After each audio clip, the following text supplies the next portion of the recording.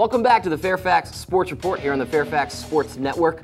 I'm your host, BJ Kubaroulis, alongside of Paul Frummelt and John Marcario, both of the Connection newspapers, where they write wonderful stories every week detailing the achievements of our young athletes in this area. And that's what we do here every week. Most of you probably have our interviews with Lake Braddock stars like Cat Weiler and Jefferson's soccer team committed to memory because they've been on a continuous cycle for the past month, I feel like. We're here with an all-new episode, and we're going to go over some of the highlights of the entire high school season and the year that is behind us, the one that was 2006 and 2007. We're going to talk about two athletes from each school, one male and one female. It's called Senior Send-Off, and these guys at the Connection newspapers did a great job of that, seeing the seniors off to their collegiate experiences and talking about their careers.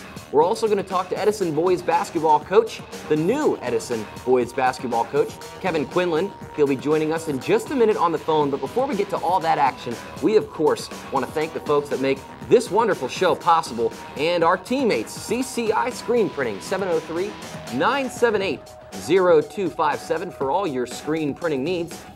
And something new we're going to be doing here at the Fairfax Sports Network. We're going to have on-air auditions. So if you think you can do this job better than me, come take my job and come call some games here for the Fairfax Sports Network. That is an open competition to any of you youngins out there that think you know how to call a baseball game. You may sit in front of the TV and take a book and call a couple of innings. Well, come on in on August 8th, 2007 from 7 to 10 p.m. Wednesdays, 7 to 10 p.m. at the FPA Studio A in Merrifield. Go to fairfaxsportsnetwork.com for more details, and you can register or email at info@fairfaxsportsnetwork.com. That's a great opportunity for anybody out there, guys, who likes the kind of job that we do. It's a lot of fun. It may look like it's a lot of fun, and it certainly is. And if you ever want to get out there and call some games and enjoy the local sports scene, come on out and register. Again, fairfaxsportsnetwork.com for more details.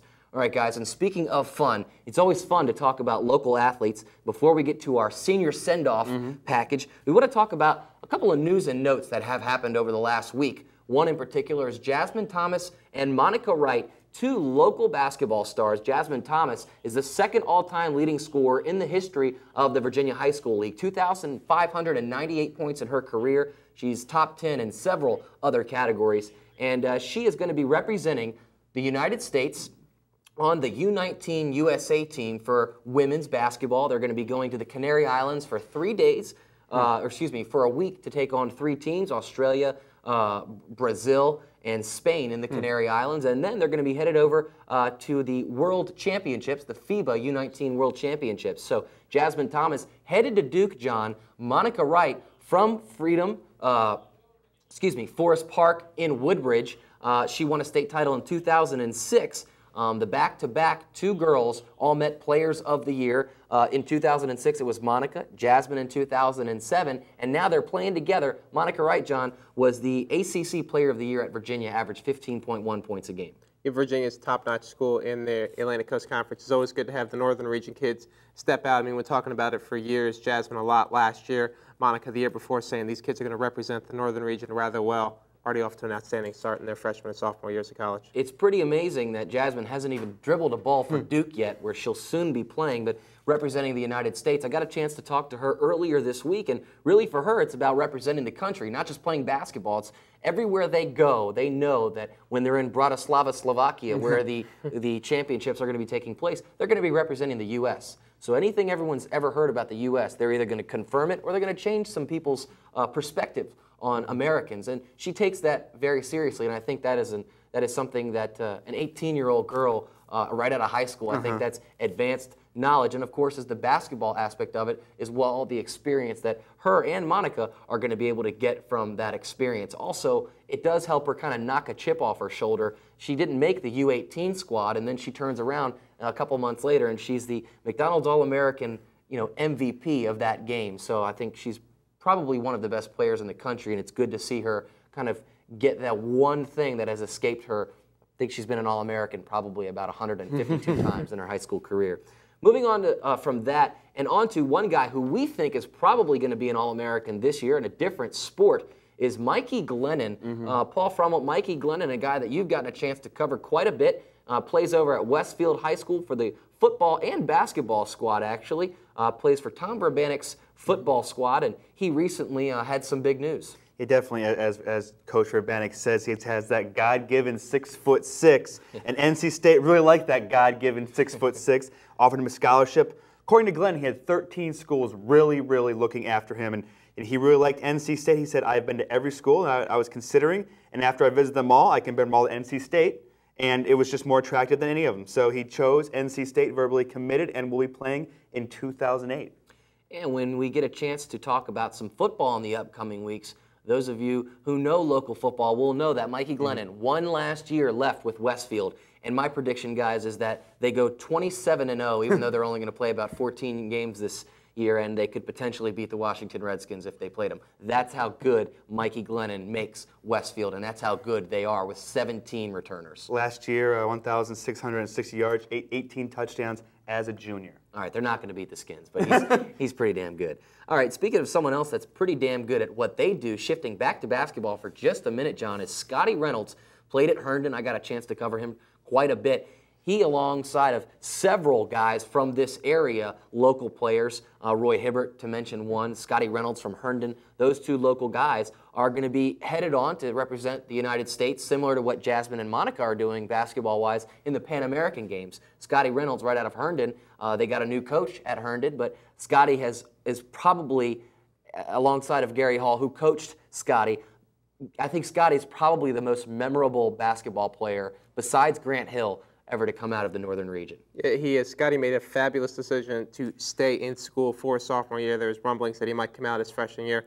That would have been a travesty for him and a travesty for Villanova University. Scotty will continue to represent the Northern region well, can only get better at Villanova. Playing on this U19 team, can represent the United States as well. You got to love the red, white, and blue.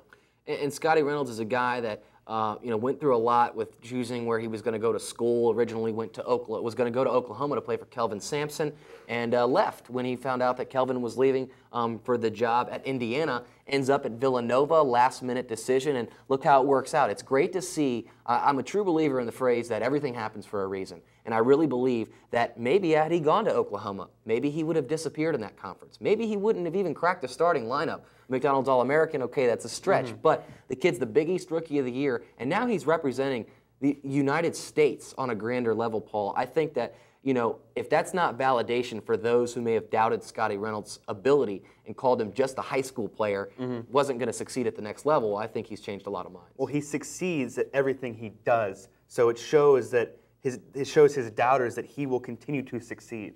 A couple of news and notes. Since we have been away for so long, we're kind of revamping a couple of things about our high school kids. I'm BJ Kubarulis, alongside of my cohorts here, Paul Frummelt and John Marcario, these guys of the Connection newspapers. And guys, we all got a chance to cover this young man. Irvin Garner is a fantastic football player, and I say football player for a reason. He's a wide receiver, but he's a football player, special teamer, a defensive back, probably can even throw the ball a little bit. He tore up the Northern Virginia Football Coaches Association's All-Star game this past June. Unbelievable, his ability on the field. And that day he told me, hey, I just signed a scholarship with Virginia Tech. Full ride for Irvin Garner to go to Virginia Tech.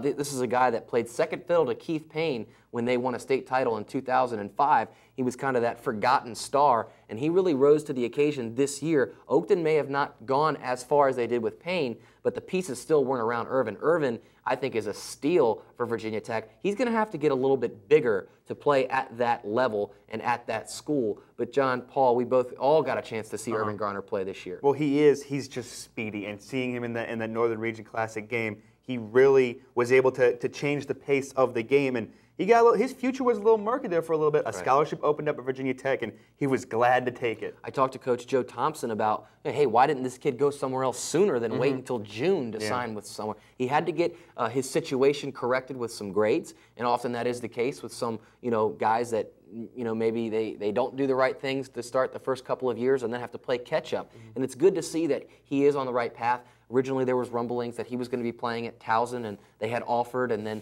there was a situation where they weren't able to offer that anymore. So it's good that Irvin has been able to find a path, and a great path, in Virginia Tech, and I see him getting on the field because he's such an athlete and a football player. They'll find a place to put him to use.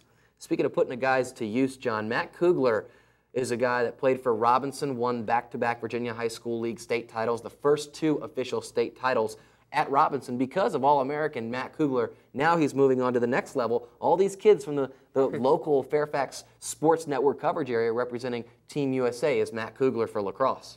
Northern region dominates lacrosse, and that's just the bottom line. For those who don't know Matt Kugler, he can adjust depending on the game situation. Championship game last year in the Virginia AAA state finals, led the team in scoring. This year, led the team in assists. If you're going to double him, he's going to pass it. If you're not going to double him, well, guess what? The ball's going in the back of the net. So it's just the bottom line. Hello, Matt Kugler. Matt Kugler, a Fairfax Sports Network guest, was on the Fairfax Sports Report in a couple of our games, which you can always find on demand. Look on our website for more details about where you can see more of Matt Kugler. Matt Kugler headed to UVA after a year of prep school, but there's one guy on this list. It's been all positive so far, guys, and we've talked about fantastic athletic accomplishments. But Keith Payne, a guy that I just talked about in respect of winning a state title in 2005, and we haven't had a show since this did happen at UVA with Keith Payne, so I did want to get a chance for us to talk a little bit about this. Keith Payne, supposedly at this point it has been reported that he is he is suspended because of his academics. They did not say that he was academically ineligible, so it kind of leaves room for gray area there. Keith is a guy that had to get his grades corrected before he could accept a scholarship at UVA. I remember talking with Keith quite a bit about that, and now he may lose out on a great opportunity after redshirting his freshman year. They're trying to get him through some summer classes to potentially get on the field. I believe Keith Payne at UVA could be one of the best running backs in the ACC, if not the country. I call him a Jim Brown among boys when he played in high school. That's how good he truly was. Speaking of being good at what you do, you have to be good at what you do to get the job at Edison. For the boys basketball job at Edison High School is one that has always produced winners. And Kevin Quinlan recently got that job. That job, guys, if we remember, and we all reported, Franklin McMillan, 2 years there, a 42-11 record, and went on to coach back at his alma mater in Wilmington, North Carolina, at the returning 4A state champions, New Hanover High School. So leaving an open spot in a great situation. So we'll put a little bit of pressure on our guest here, Kevin Quinlan, who's joining us here. Kevin, are you there? I am here. Thank you. Thank you for having me on tonight. I appreciate it. Coach, congratulations on getting the job. Edison AD Martin Grimm announced your hire yesterday, and we got a chance, both John and I, to speak with you about that. First of all, congratulations, Coach. Tell us a little bit about the process and how it came about that you put in for this job. Well, first, thank you very much for having me on air. I learned that Coach McMillan had departed from Edison through Coach Ivan Thomas, whom I worked with at TC the past season. And he encouraged me to throw my hat in the ring for the job down at Edison. And he promptly put in a word with Martin Grimm, and I followed that by sending my resume and cover letter. And fortunately enough, they invited me in for an interview. So I sat in front of a panel of 10 folks and answered questions for about an hour. And once again, I was lucky to be invited back as a finalist the following day to speak with the Principal Krogan and with Mr. Grimm.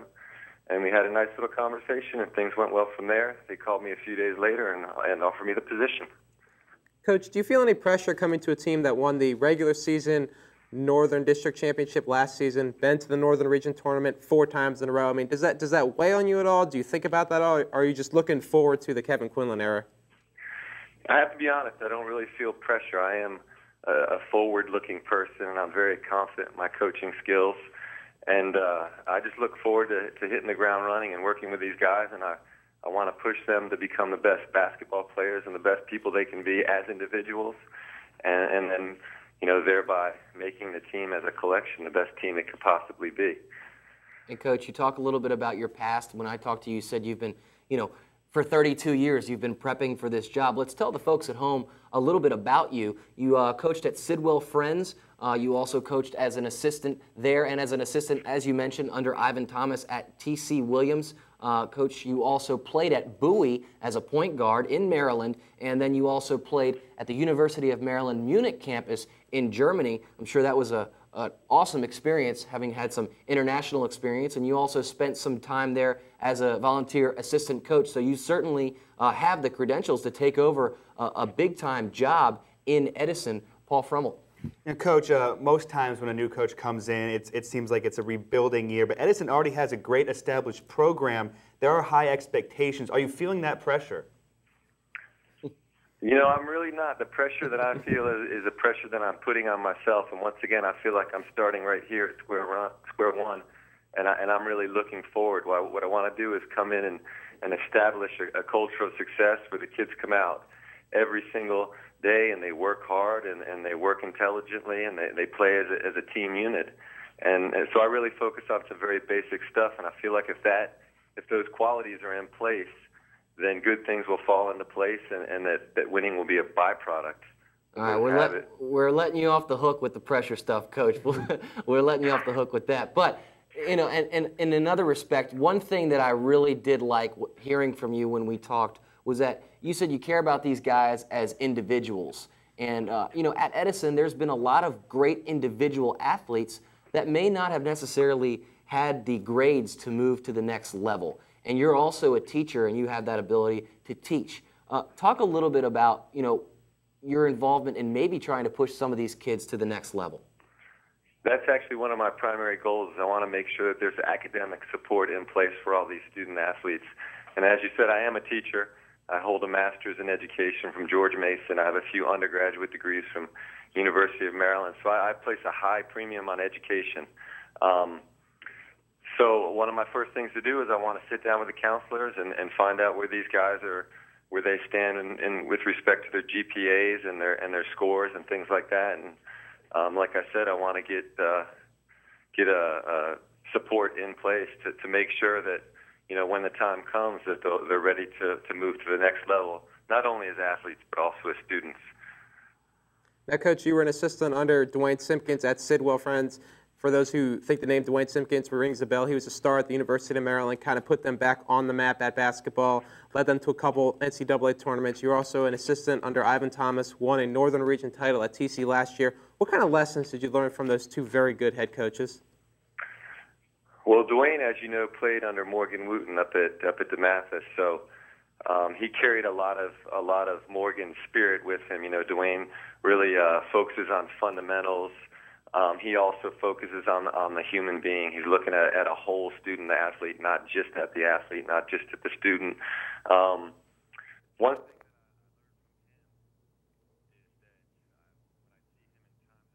Having a little bit of technical difficulty. Coach, are you there?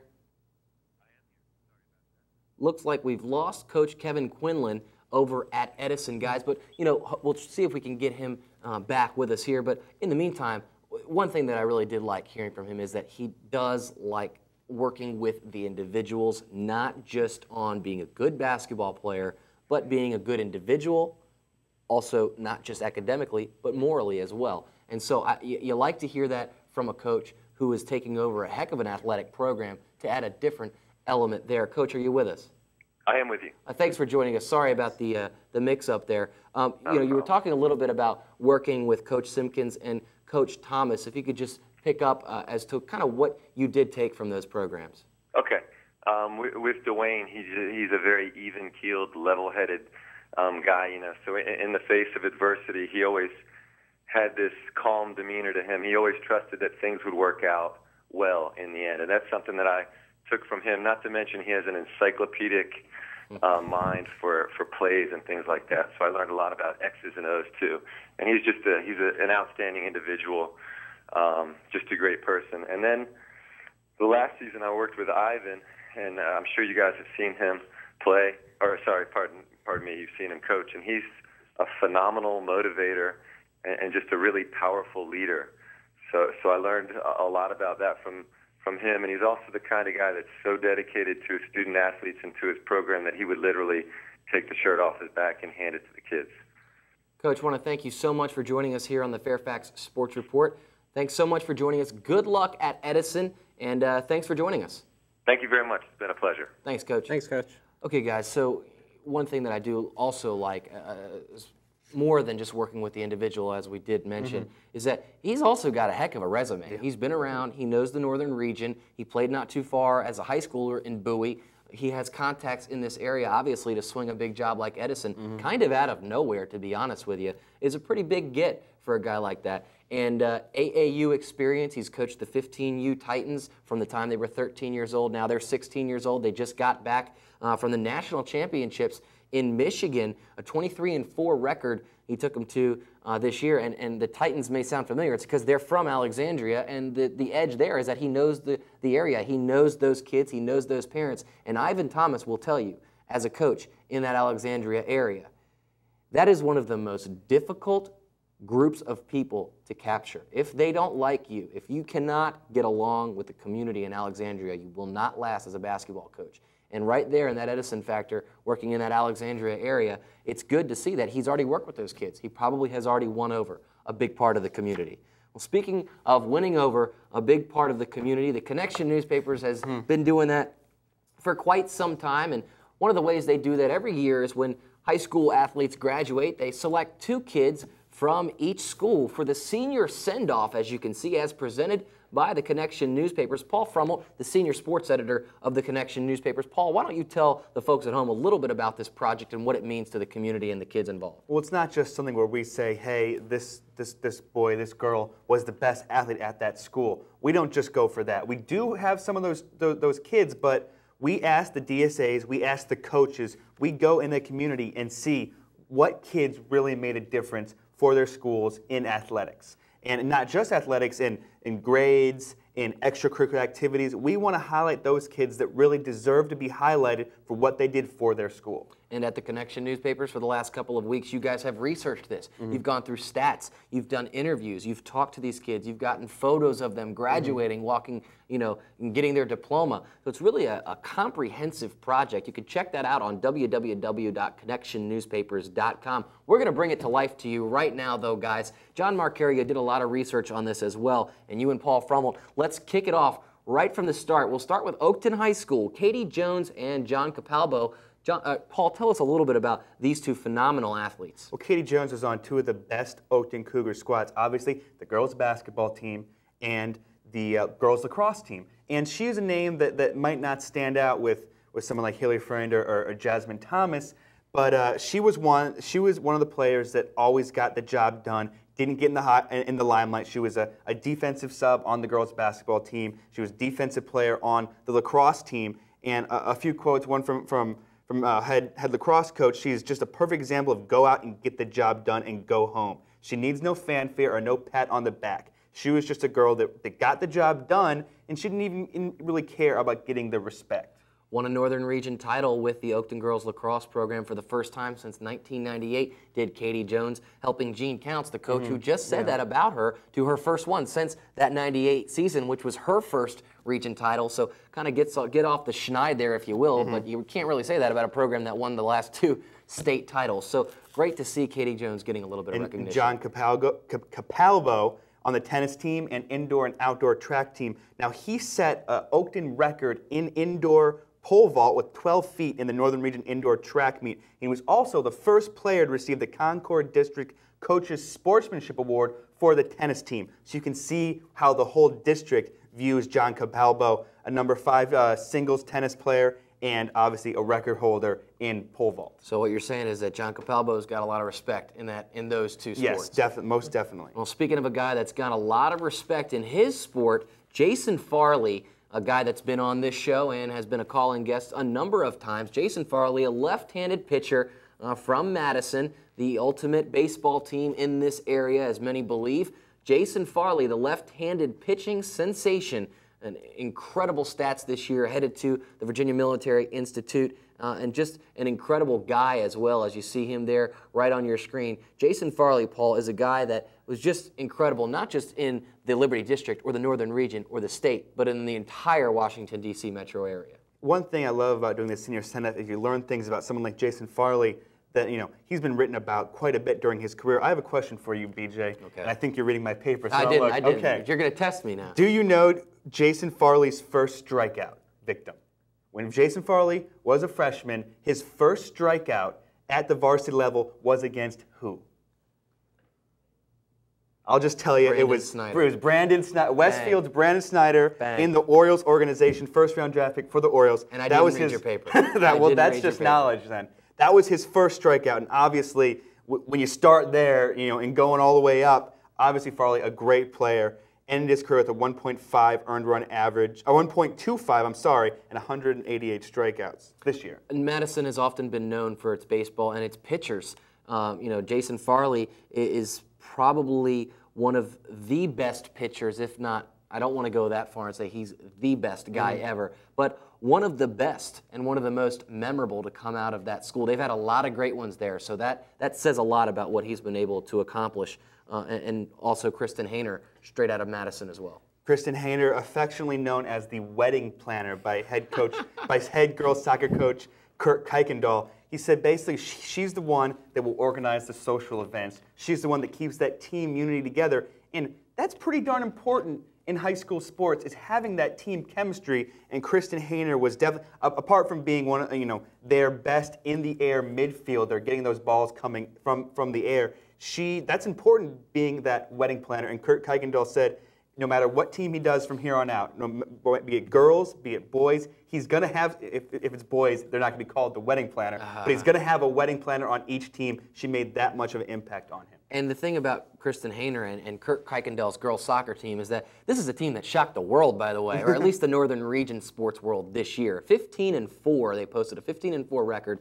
They finished ranked top 5 in the Washington, D.C. metro area in this entire region. That's a hard thing to do, especially with the skill of girls soccer in this area. Puts out some of the biggest studs nationally, we'll just say that. And Kristen Hayner had helped that team, go 15-4, and really, I mean, to make it to the Final Four of the Northern Region from that school where they only had 7 kids playing Division I WAGs, in that whole. We won't get into the club stuff, but a lot for her and what that team was able to accomplish. She was also a pretty darn good field hockey player. First team All-District, second team All-Region. Last spring had 15 goals and 28 assists.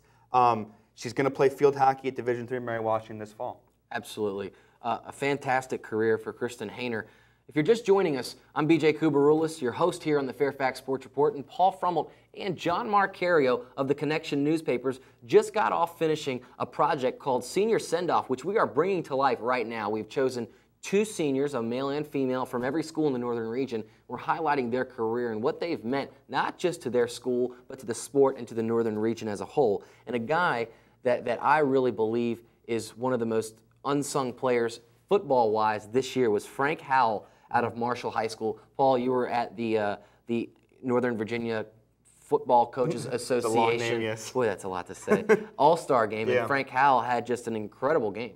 Team MVP for him, nicknamed Mr. Unanimous because he was a unanimous all-district selection this year, all-district last year too, not unanimous, and he got kind of beat up for that, but he got the unanimous this year, nicknamed Mr. Unanimous. One thing about Frank is the middle linebacker for the Marshall Statesman is he transferred into Marshall during his junior year, and he was worried because he saw Marshall's past records, and he was kind of unsure. He said, I was mad about it because I saw the school's past records, and I wasn't too happy with what I saw. I thought I was going to end up being with a losing team the rest of the way. But with how Marshall saw a resurgence, 12-8 record the next 2 years, and he took 2 straight first-team all-district selections. Speaking of a girl that's made a couple of district teams, Maya Al-Shengedi, this young lady played a phenomenal career at Marshall, but no one even knew it until her senior year where she stepped up for Noelle Klippenstein's girls basketball squad and helped them get back to the Liberty District Championship game where they were the year before. She also had some help with the point guard there. And KT Message, another forward, they kind of had a big inside presence there, did Maya Al-Shengedi. John, a couple of quick words on Maya. Maya, for those who didn't see her play, she's a fabulous post player, wants the ball in big situations, wears the socks real high up, old school style, very old school type player. She's got ice water in the veins. Paul can give you some numbers on her, but she's just going to be a fabulous catch for the college that got her. 561 points, 120 blocks, 130 assists, and 457 rebounds. Definitely, she has again that God-given height. Yeah. But it took this 4-year transfer into becoming a star player took a lot of hard work. She was working out before school for the team. she told me she kind of had a love-hate relationship with basketball because there were times when she couldn't hang out with her friends. All she was doing was school and basketball. It's definitely paid off. She committed to New Jersey Institute of Technology, where she'll signed last November. So it's paid off, and she's really starting to have a more love relationship with basketball right now, she told me. All right, Tyler Thompson's got a love relationship with baseball, and he plays that sport at McLean. A heck of a player is Tyler Thompson. He can kind of do it all. Rachel Bensinger, the female Connection newspaper's senior send-off selection. Paul, why so for Rachel? Well, Rachel was a field hockey and girls lacrosse. And the thing about Rachel is sports are part of it, but she's so well-rounded. She's a class officer, two-sport varsity athlete, a focused student, and a member of the school newspaper. So, and she told me her greatest regret was not being able to do more in all of it. She just didn't have enough time. Marshall Moore for Langley High School, not too far down the street from McLean, their rival, the Langley Saxons. Marshall Moore is a young man that was on the line for John Howerton's squad, a big beastly young man as they make them over there, and also a genius. He'll be playing at the Ivy Leagues football. Megan Lensick, the best player at soccer in the Washington, D.C. metro area, headed to UVA. A phenomenal career at Langley High School, and Langley did not have the greatest team season this year, but Megan Lensick certainly has had an incredible career and senior year, as you see her there on your screen. Megan Lensick headed to UVA, the player of the year in the Washington, D.C. metro area, Paul. Is there anything more to be said about Miss Lensick? 54 goals, 36 assists. The numbers speak for themselves. 54 goals, 36 assists. That's daunting when you think about how hard it is in this area, especially with the defenses that you're playing against, because everyone is so talented. 54 goals, 36 assists. Yes, 54. sir. I should probably have that burned into my memory. I wrote about it so much. Okay, moving on to Centerville. Centerville's selections, Renee Watson and Tommy Dorzap. Renee Watson played a little basketball for the Wildcats and Wally Horton's squad. Wally Horton, first-year head coach, kind of saw a resurgence with the Wildcats. She was a big part of that. Nearly 900 points in her career, averaged 10 points per game. Horton said that she was a big key in getting him a foothold on that team as a first-year head coach. Tommy Dorzap, favorite quote from the senior send-off. I asked, why football? Why do you like playing football? He goes, I just like hitting people. I like getting physical on the field. He was also highlighted in that all-star game that we've talked about, and definitely a big defensive player for the Wildcats football team. And speaking of football, Josh Whitmer played a lot of football in the northern region.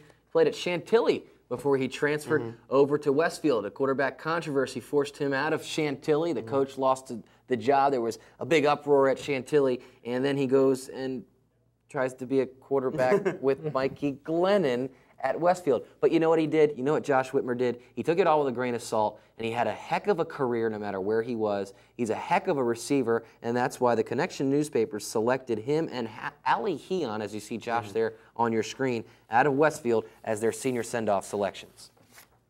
Well, definitely one thing you see for Whitmer is twice now he was a quarterback, and then everybody's pretty mum about the whole Chantilly situation, but in this Westfield situation with Mikey Glennon taking over as quarterback, everybody had very positive things to say about Josh. He helped out Mikey. He was his top receiver last year. And something about he was on the basketball team and the football team. Those are two very young teams, and he was a senior leader on both those teams. Allie Heon, we've talked about her a lot, a star softball player, a star field hockey player, another transfer her junior year, as was Whitmer, and she really helped those Westfield teams. All right, Angela D'Amico and Nate Warwick out of Chantilly High School. Is it any surprise that Nate Warwick is the selection as a senior send-off from the Connection newspapers project? Nate Warwick helped Chantilly from an 0-10 season to a phenomenal finish this year. 10-4, they went to the state championship game. They lost, of course, to Osborne. Nate was carted off the field in a helicopter with a major concussion. We got a chance to talk all about that, if you guys remember, you Fairfax Sports Network nuts that watched us all through the season. Nate Warwick, a heck of a selection out of Chantilly High School. One thing you say about Nate Warwick is in the state championship game, and we were both there, we saw that Chantilly was kind of outmatched. Right. And here's Nate Warwick's numbers, and you wouldn't even think about looking at the final score. 230 yards, 2 touchdowns, and that 76-yard touchdown run. He played a heck of a game in a losing effort for the Chantilly Chargers, and that says a lot. And he did it probably with about half of his consciousness because you're never going to convince me that that kid was good to go after the hit he took just 2 weeks before. All right, guys. Gina Winters is a hell of a goalie out of Fairfax. This young lady has put up with a lot at Fairfax. Pretty much, and I don't want to knock the rest of the team to make my point, but, and this is your alma mater there, Paul, but look, you see that right there, diving to make a save, and boy, did she do a hell of a lot of that at Fairfax because that was a team that struggled defensively, and Gina would get peppered, you know, every single day in goal and just did a heck of a job protecting the goal, had some pretty mind-boggling statistics in her career.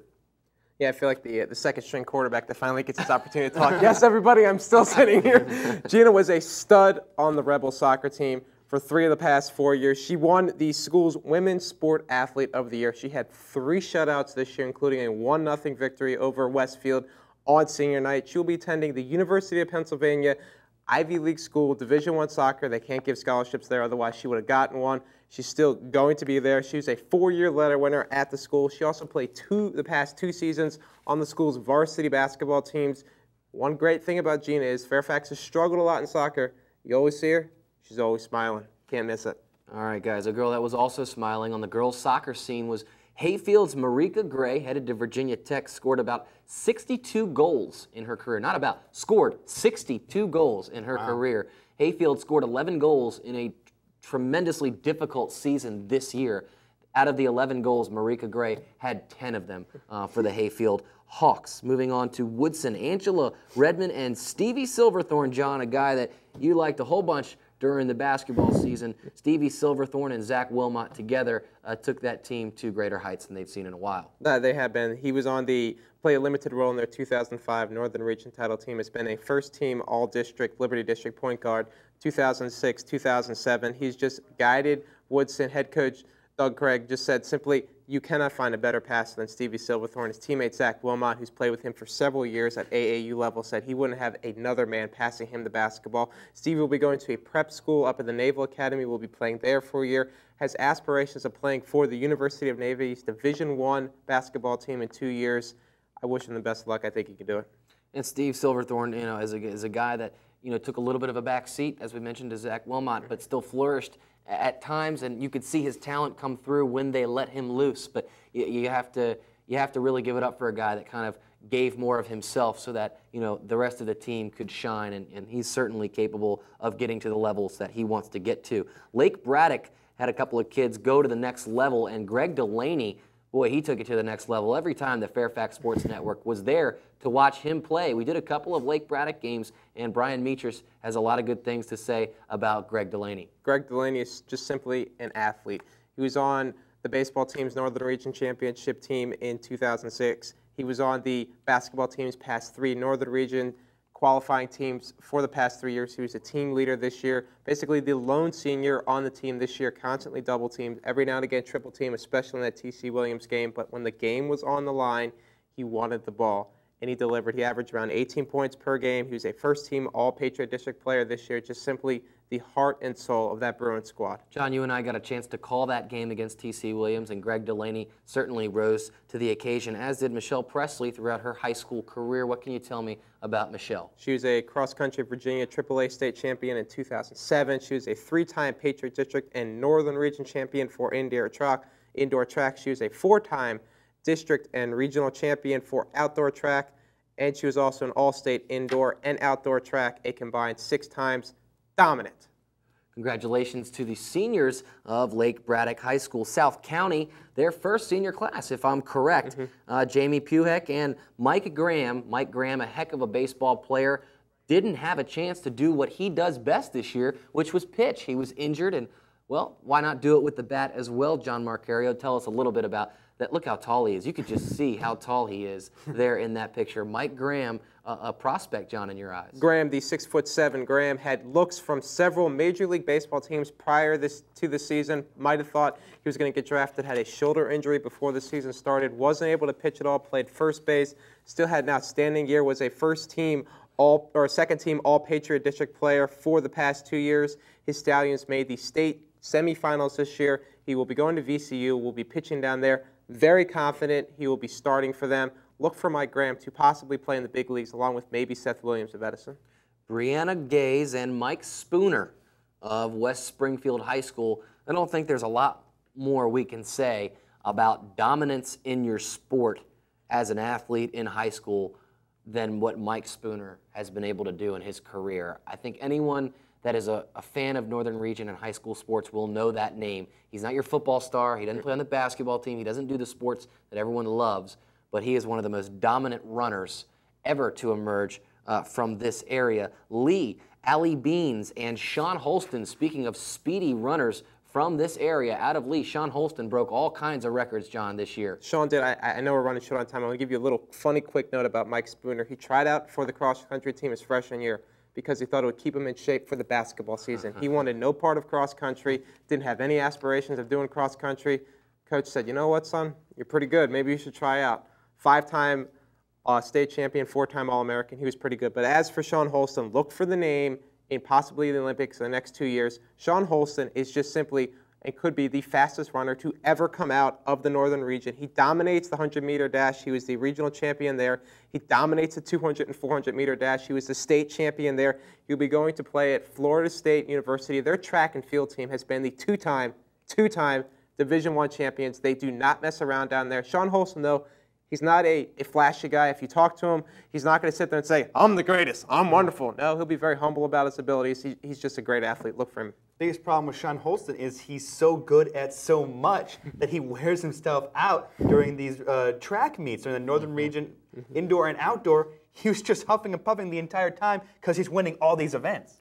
Speaking of winning events, Dorian Shaw and Danny Diana of Robinson, they both threw a little bit and swung the bat a little bit in their respective sports, both baseball and softball there. Dorian, one of the greatest hitters ever to come out of Robinson for the softball team, and Danny Diana just seemed to do it all for the Rams. Edison's Darina Campbell led her squad to the Northern Region title and to back-to-back state championship game berths. They fell short both times in the state title games, back-to-back. They lost to Monica Wright's team in 2006 by 1 point, and they lost to Hampton this year. As you see, Darina Campbell there, who surpassed 2,000 points in her career, she led Edison back to that state title game. A hell of a season for Edison, not just for the girls' sports, but also for Sean Lloyd, who we talked about a little bit earlier. Sean Lloyd going to play at Division III Shenandoah in West Virginia, John. He's a guy that put up a lot of stats this year, and Paul, we got a chance to see him in the All-Star game.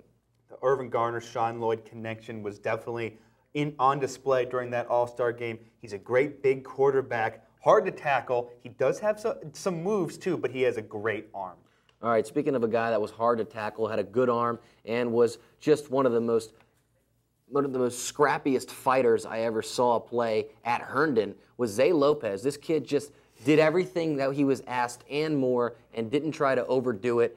You know, sometimes he would just take over a game by himself. And for a guy of his size and ability, as you see him leading his team through the charge there on homecoming at Herndon High School, they are certainly going to miss Zay Lopez and the 42 other seniors that left the squad this year. Joe Schaefer taking over that program in his first year. Over at T.C. Williams, John, Glenn Andrews, you said, had one of the most incredible third-quarter performances you'd ever seen in a state tournament. Glenn Andrews had 19 points in that third-quarter performance against Freedom Woodbridge and TC's 80-70 loss. He just lit them up. He had 33 for the game. He got a basketball scholarship to Tulsa University. Glenn Andrews has big things coming. He was the team MVP this year. For anybody that watched TC, they heard about Mike Davis, but if you really watched TC and knew about TC, you knew Glenn Andrews was the heart and soul and the best player on that Titans team. So the selections out of T.C. Williams for the Connection Newspaper's project of Senior Send-Off were Glenn Andrews and Natalie Moore of T.C. Williams. If you're just joining us, I'm B.J. Kubaroulis, and alongside of my cohorts here, Paul Frummelt, the bald and beautiful Paul Frummelt, and John Marcario here on the Fairfax Sports Report, talking about the greatest athletes that came through in their senior seasons, West Potomac's Leslie Carr and Hunter Lord. What do we know about those two Wolverines? Leslie was the team MVP for lacrosse. She dabbled into swimming a little bit, was on the relay team. She was a tri-captain the past 2 years, was also an academic All-American. She plans to attend the University of Virginia, where both of her parents went. All right, that's an absolutely phenomenal college in UVA, as this is a phenomenal show. We're going to take a break here. This has been a lot of fun, so come on back for some more. We're going to keep doing this with the rest of the schools in the northern region. Who are the selections for Yorktown, Washington and Lee, Wakefield, Stonebridge? Will we do a little Loudon? You'll have to come back and find out right after these messages. Welcome back to the Fairfax Sports Report here on the Fairfax Sports Network. I'm your host, BJ Kubaroulis, alongside of my cohorts here, the bald and beautiful Paul Frummel. Just shaved his head about 10 minutes ago, and it's already starting to come back. Paul Frummel and John Marcario of the Connection newspapers, and they did a project. They just got done with a project detailing 2 of the best seniors from each of the 35 schools in the northern region and in Loudon, 1 male and 1 female selection. We've ripped off a whole bunch of names in the last half an hour. We talked about Robinson's Danny Diana and Edison's Darina Campbell and Sean Lloyd, and just so many great names that it's just great to kind of stroll down memory lane. Definitely. We're going to run through Yorktown and some of that Arlington area's memory lane.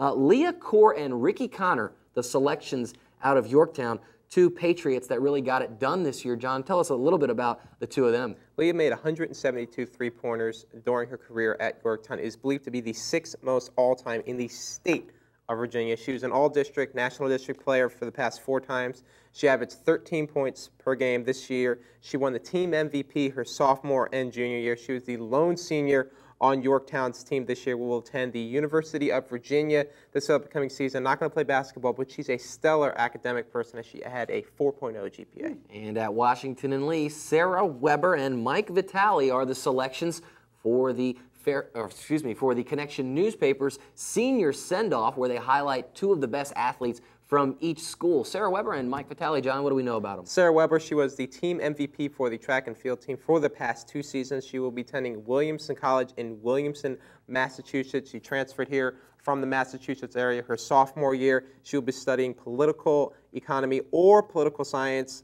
and she plans to play for their Division III track and field team. She's a good one. She finished 6th in the northern region in the 2-mile run. All right, Harula Fukara out of Mount Vernon, and Maurice Manning, both out of Mount Vernon. John, what do we know about the 2 of them?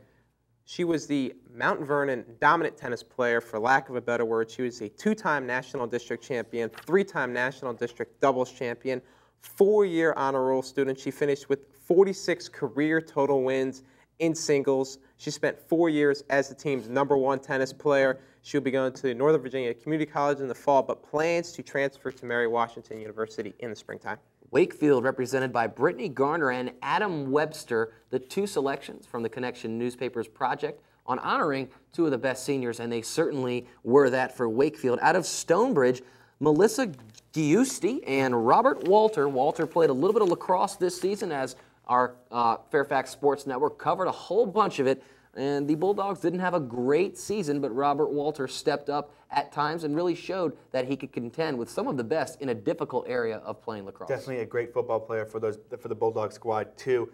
Giusti, 214 career goals. She's going to play at Colgate, and Walter, a great, as you said, lacrosse player.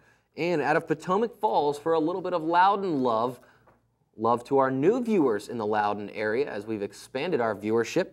Potomac Falls is Lauren Fateau out of Potomac Falls, Paul. And out of Park View, Tiffany Brown, one of the better athletes for the Patriots this year from Park View. And right a little bit not far down the street is South Lakes, in that Herndon, South Lakes area, not too far from Park View. In fact, they may start playing each other a bit more than they have in the past. Herndon and Parkview football at least have set up a new rivalry. Jackie Benton and Gabe Itoka. Gabe Itoka also headed to the Virginia Military Institute, where he'll be playing football, one of the fastest guys to play at South Lakes. You see a little number 3 there.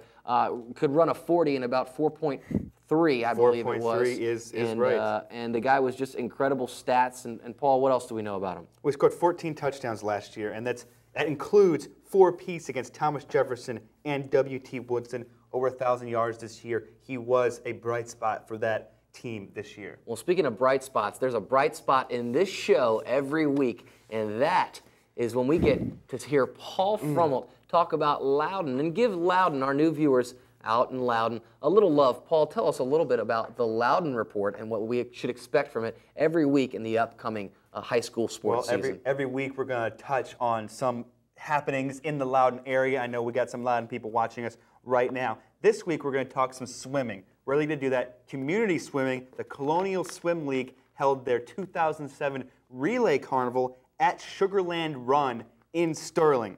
And the carnival featured 2,000 participants, 18 different Colonial League teams, including many Loudoun teams, and CSL chairman and Sugarland Run representative Bobby Winterbottom said it was crazy. That's the way these things are supposed to go.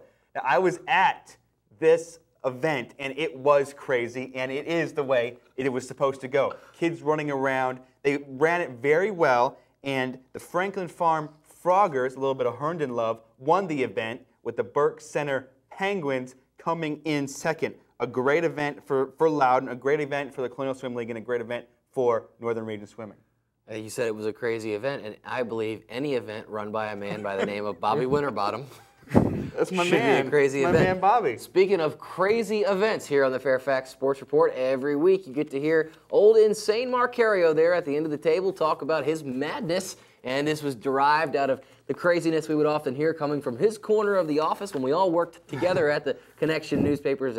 But really, when you think about John's madness and some of the things that he sticks to and has sticking to his guns power, I guess if you want to call it, in some of his convictions, it kind of does make sense. John, Marcario's madness, it's all yours. Take it away. A little madness with the papers there. Sorry about that. High school kids around the community and the northern region are having their summers ruined by the promise of false dreams. Several coaches and some players will tout the many advantages of joining these expensive and high-profile AAU summer leagues to have the prestigious scouts somehow magically watch you play baseball over the summer. This is a false prophecy. If you play any type of baseball, such as American Legion baseball, if you make it towards the state level, people will watch you. If you spend all summer long paying these expensive AAU balls, A, your summer is ruined. You don't enjoy the relaxing summer. High schools take 3 months off because your brains need time to relax. B, you don't learn the value of true money because when you're traveling all the time and spending hours upon hours at AAU ball, you're not working any kinds of summer jobs. Coaches, such as the ones at American Legion, offer a fair way to play baseball. They play games 3 or 4 times a week. During these times, you will have ample opportunities to have a summer job and have competitive times. Scouts, if you ask any of them, will find you as long as you're playing competitive baseball. They will travel to far seas. They will travel to California. They will travel to Florida. They will travel anywhere if you are talented. It doesn't matter if you're playing these high-profile, expensive AAU games or these American Legion games. The American Legion district and state tournaments start over the next coming weeks. Check out the baseball, because sooner or later, one of those players will be playing in the major leagues someday. Probably just as many as them will be playing as ones that played the expensive AAU game. All right, so you make a great point in that some of these kids are getting run into the ground for false dreams and false hopes. But who do you blame for that? Is it the kids who are chasing this false hope? Is it the parents for allowing them to chase their dream? Or is it the institutions like AAU that are giving these kids opportunities to become better? I mean, there has to be someone held accountable for it, and I don't see it as being someone taking advantage of another. I just think it may be an issue that is a necessary evil. It's the kid's responsibility is what it all comes down to, because a parent can suggest, I want you to play this. A coach can strongly urge you to say, I want you to play this. But you know what? If you're that darn good at the position or in any given position, you can go play 100 AAU ball games, and you're still going to be good. You can play a league such as American Legion just to hone your skills, and your skill level is still going to be that much better. Once you reach the high school level, you can get incrementally better. You're not going to go from 19th guy on the bench to first-round draft pick. The good players know they're good, and they just need to accept the responsibility of that. I'm a high school kid. I should have a life every now and again, because once you go to college, for lack of a better word, it's over, because if you're that good, you're playing baseball all the time. These are years now to just have fun. You're a teenager. Go out, have fun. It's your summer vacation. Go to the pool, go to the beach, just hang out. It's an argument that's often been made. There's a lot of people that feel the other way, that opportunities should be given. But, John, you make a great point. Speaking of great points, make it a point to watch this show every week here on the Fairfax Sports Report. And how do you find out about the show? Well, watch our Fairfax Sports Report football preview blowout, August 29th at 10 p.m., August 30th at 7 p.m., and August 31st at 2 a.m. And when we say blowout, folks, it is going to be a comprehensive and complete preview of all 4 districts in the northern region and a little bit of Loudoun. You think you can do my job better than I can? Well, come on down to the Fairfax Sports Network studio here in Studio A at FPA in Merrifield, Virginia, and try out for it. If you can beat me in a one-on-one talking it out, talk out, you can have the job. 7 to 10 p.m. here in Merrifield, Virginia. www.fairfaxsportsnetwork.com for further details.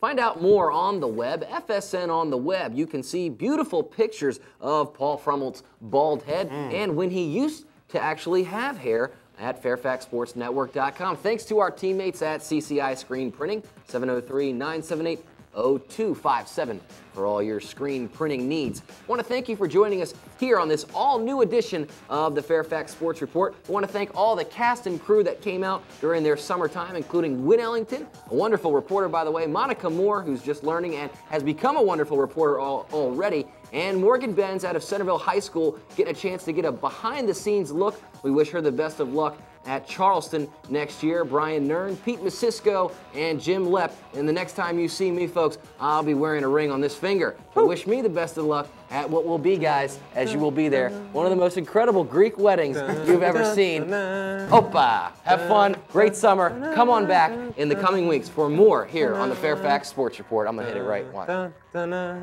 Money.